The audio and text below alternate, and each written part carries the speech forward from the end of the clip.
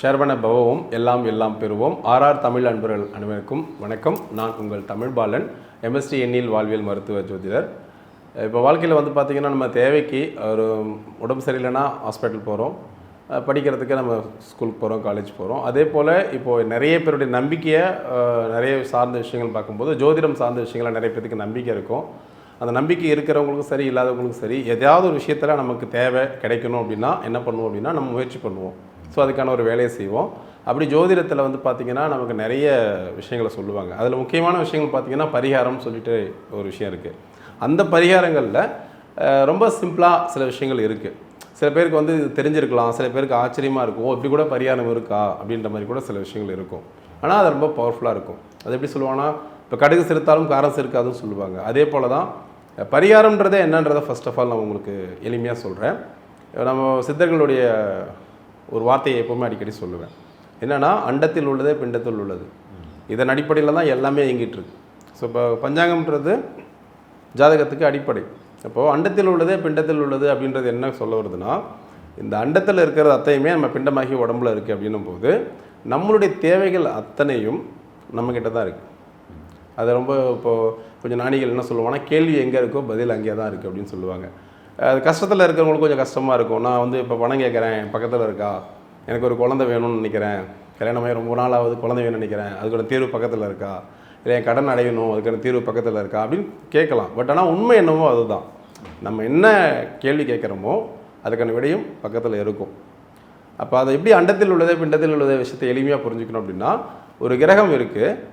ஒரு ஜாதகம்னா என்னன்னு சொல்லியிருக்கோம், ஒரு ஒரு ஒரு உயிர் தோன்றும் போது, ஒரு பிறக்கும்போது எந்தெந்த கிரகங்கள் எங்கே இருக்குன்னு சொல்கிறது தான் ஜாதகம். ஸோ இப்போ இந்த ஜாதகத்தில் எந்த கிரகம் பலமாக இருக்கோ அது உங்கள் வாழ்க்கையில் அதிகமான ஆற்றலை கொடுக்கும். எந்த கிரகம் பலவீனமாக இருக்கோ அதோடைய ஆற்றல் கம்மியாக இருக்குன்றது தான். இதை தான் நான் ரொம்ப எளிமையாக வள்ளுவத்தை அடிப்படையாக வச்சுக்கிட்டு எம்எஸ்டி எண்ணியல் வாழ்வியல் மருத்துவ ஜோதிடம்னு உருவாக்கினேன். அதாவது மிகினும் குறைனும் நோய் செய்யும். அப்போ அதே போல் தான் ஒரு கிரகத்துடைய ஒரு கிரகத்துடைய பலம் நம்மக்கிட்ட குறைவாக இருக்குது அப்படின்னும் போது அப்போ அந்த கிரகத்தை எப்படி ஆக்டிவேட் பண்ணுறது, அதான் பரிகாரம். இப்போது செவ்வாய் தோஷம்னு சொன்னாங்கன்னா, செவ்வாயை பலப்படுத்துறதுக்கான கோயிலுக்கு போகிறது, செவ்வாயை பலப்படுத்துறதுக்கான விஷயங்களை நம்ம வாழ்க்கையில் பண்ணுறது. அதே போல் தான் வாழ்க்கையில் உங்களுக்கு என்னென்ன தடைகள் இருக்குது, என்னென்ன தேவைகள் இருக்கோ அதுக்கான பரிகாரங்கள் நிறைய இருக்குது. அதில் இப்போது எளிமையான சில விஷயங்கள் வந்து நம்ம பார்க்கலாம். இப்போ எல்லாருடைய தேவைன்றது நிறைய இருக்குது. ஸோ என்னென்னா, இப்போது குழந்தைங்க படிக்கணும், கடன் பிரச்சனை, குழந்தை, கல்யாணம், இந்த மாதிரி இருக்குது. அப்போது நம்ம வந்து இப்போ அண்டத்தில் உள்ளது பிண்டத்தில் உள்ளதுன்னு சொல்லிட்டோம் ஏற்கனவே. இப்போ நம்ம வந்து பார்த்திங்கன்னா ஒரு 9 கிரகங்களை வச்சுட்டு தான் நம்ம வந்து இப்போ ஜோதிடம் பார்க்குறோம். எண்ணியல் ஜோதிடம் மட்டும் எல்லாத்துக்கும் அடிப்படை 9 கிரகங்கள் தான். அப்போ அந்த 9 கிரகங்களுக்கும் ஒரு தன்மை இருக்குது. அந்த 9 கிரகங்களும் நம்ம வாழ்க்கையில் எந்த இடத்துல இருக்குது, எப்படி இருக்குன்றதை பொறுத்து தான் நம்மளுடைய வாழ்க்கை இருக்குது அப்படின்றதான் ஜோதிடத்துடைய அடிப்படை விதி. அப்போது நம்ம வாழ்க்கையில் முக்கியமான விஷயம், ஒவ்வொரு கிரகத்துக்கும் ஒரு தன்மைன்னு சொன்னேன். இப்போ கல்விக்கு ஒரு அதிபதி இருப்பார், பணத்துக்கு ஒரு அதிபதி இருப்பார். ஸோ ஒவ்வொன்றுக்கும் ஒரு அதிபதி இருப்பாங்க. அந்த வகையில் இப்போ எல்லாருடைய தேவை என்னவா இருக்குது அப்படின்னா, பணம் பணம் பணம் பணம். ஸோ பணம் இருந்துச்சுன்னா எல்லாத்தையும் அடைஞ்சிடலாம் அப்படின்ற நம்பிக்கை அதிகமாக இருக்கிற காலகட்டமாக இருக்குது. ஸோ அந்த பணத்தை ஈர்ப்பதற்கான எளிய பரிகாரம் இது பொதுவான பரிகாரம். இப்போ நான் சொல்கிறது வந்து பார்த்திங்கன்னா பொதுவானது. இப்போ ஒரு பஸ் ஏறி போனோம்னா இந்த ஊருக்கு போகலாம் அப்படின்றது பொது. நீங்கள் எந்த ஊருக்கு போகணும், நீங்கள் என்ன ஃபங்க்ஷனுக்கு போகணும் அப்படின்றது உங்கள் தனிப்பட்ட விஷயம், அது தனிப்பட்ட ஜாதகம். ஸோ பஸ்ஸில் ஏறத்துக்கான வழிமுறை மட்டும்தான் இந்த பொதுவான பரிகாரம் வந்து உங்களுக்கு சொல்லும். ஓகே, எந்த ஊருக்கு போகணும், எப்போ போகணும், எவ்வளோ சீக்கிரத்தில் போகலாம் அப்படின்னா உங்களுடைய தனிப்பட்ட ஒரு பலத்தை வச்சுக்கிட்டு நம்ம சொல்லலாம். அதே போல் தான் தனிப்பட்ட ஜாதகத்தை வச்சுக்கிட்டு நம்ம சொல்ல முடியும். இது பொதுவாக பணம் வருவதுக்கு என்ன பண்ணலாம். இப்போ பணம்னா 2 விஷயங்கள் தான். அதாவது ஜாதகம் தெரிஞ்சவங்களுக்கும் தெரியும். இப்போ நிறைய பேருக்கு எல்லாத்துக்குமே ஜாதகம்னாலே தெரியுது என்னென்ன கிரகம் என்னென்னதுன்னு சொல்லிட்டு. இப்போ பணம் அப்படின்னா சுக்கிரன் அப்படின்னு சொல்லுவோம். அது வந்து அத்தியாவசிய தேவைகள், தினசரி நமக்கு தேவையான பணம் அப்படின்னா அது சுக்கிரன். அப்புறம் பெரும் பணம் அப்படின்னு சொன்னோம்னா குரு. ஸோ இப்போ இந்த 2 விஷயத்தை நம்ம வாழ்க்கையில் எப்படி நம்ம ஆக்டிவேட் பண்ண போகிறோம். இப்போ முதல் விஷயம் சுக்கிரனுக்கு அடிப்படையான விஷயம் வந்து பார்த்திங்கன்னா வாசனை பொருள். ரொம்ப எளிமையாக சொல்லணும்னா, உங்களை சுற்றி பணம் இருக்கணும், தேவையான அளவுக்கு பணம் இருக்கணும்னா முதல் விஷயம் நீங்கள் உங்களை சுற்றி வாசனை பொருளை வச்சுக்கிங்க, இல்லை உங்களை வாசனையாக வச்சுக்கின்றது தான். உங்களை வாசனையாக வச்சுக்கணுன்னா என்ன பண்ணலாம், ரொம்ப சிம்பிளாக வாசனை திரவங்கள் பயன்படுத்தலாம். அப்புறம் வாசனையான சில இப்போ நம்ம முகத்துக்கு பயன்படுத்துகிற பவுடர் ஆகட்டும், இந்த மாதிரி நிறைய விஷயங்கள் வாசனை திரவங்களை பயன்படுத்திக்கலாம். அப்புறம் வாசனையான உணவுப் பொருட்களை எடுத்துக்கலாம். முதல் விஷயம் வாசனை. அதுக்கப்புறம் சுக்கிரன் அப்படின்னா ஆடம்பரம்.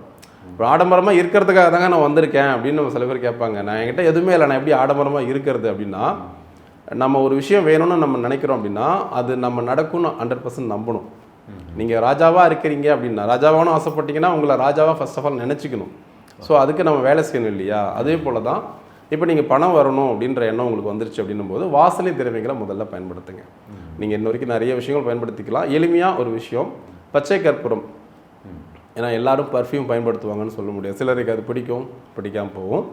பச்சை கற்பூரத்தை வச்சுக்கிட்டு எப்படி நம்ம தேவையான அளவுக்கு ஒரு மணி ஃப்ளோவுக்கு உண்டாக்க முடியும்னு நான் சொல்கிறேன்.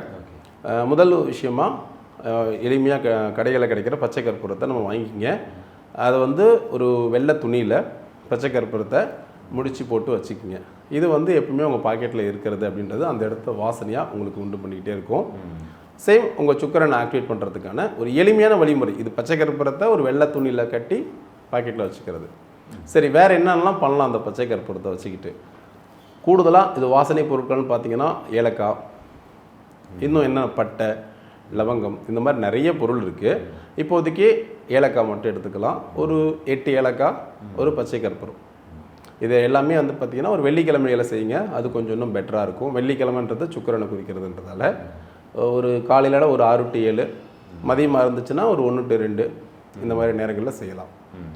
இப்போது பச்சை கற்பூரம் கொஞ்சம் ஏலக்காய் ரெண்டையும் வெள்ளை துணியில் மடித்து வச்சுக்கிங்க. சப்போஸ் துணி இல்லை அப்படின்னா ஒரு வெள்ளை பேப்பர் மடித்து பாக்கெட்டில் வச்சுக்கிட்டு நீங்கள் மனசார எந்த தெய்வத்தை நினைக்கிறீங்களோ வேண்டிக்கிட்டு அதை எப்பவுமே பாக்கெட்டில் வச்சுக்கிங்க. இந்த வெள்ளிக்கிழமை வைக்கிறீங்கன்னா அடுத்த வெள்ளிக்கிழமை வரைக்கும் நீங்கள் அது மாற்றிக்கிட்டே இருக்கலாம். இந்த ஏலக்காய், இந்த பச்சை கற்பூரத்தை எல்லாத்தையும் என்ன பண்ணலாம் அப்படின்னா ஓடுற தண்ணியில் நீங்கள் விடணும். அதாவது இப்போ அந்த காலத்தில் ஆறு இருந்துச்சு பக்கத்தில், அதனால் அந்த மாதிரி நம்ம சொன்னோம்.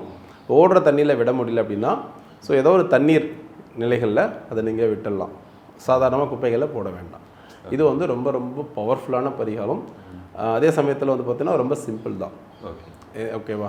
அப்புறம் இன்னொன்று பார்த்தீங்கன்னா இப்போ நீங்கள் நிறைய பணம் சொல்கிறீங்களா? நீங்கள் ஒரு பணம்னா என்ன சொல்லுவீங்க? ஒரு மால், ஒரு லக்ஸரியான பிளேஸ், அங்கெல்லாம் போனீங்கன்னா முதல்ல உங்களுக்கு தோன்றது என்ன அப்படின்னா வாசனையான பொருள் தான். அப்போது முதல்ல வாசனையான விஷயத்தை நம்ம எடுத்துக்கிறோம்.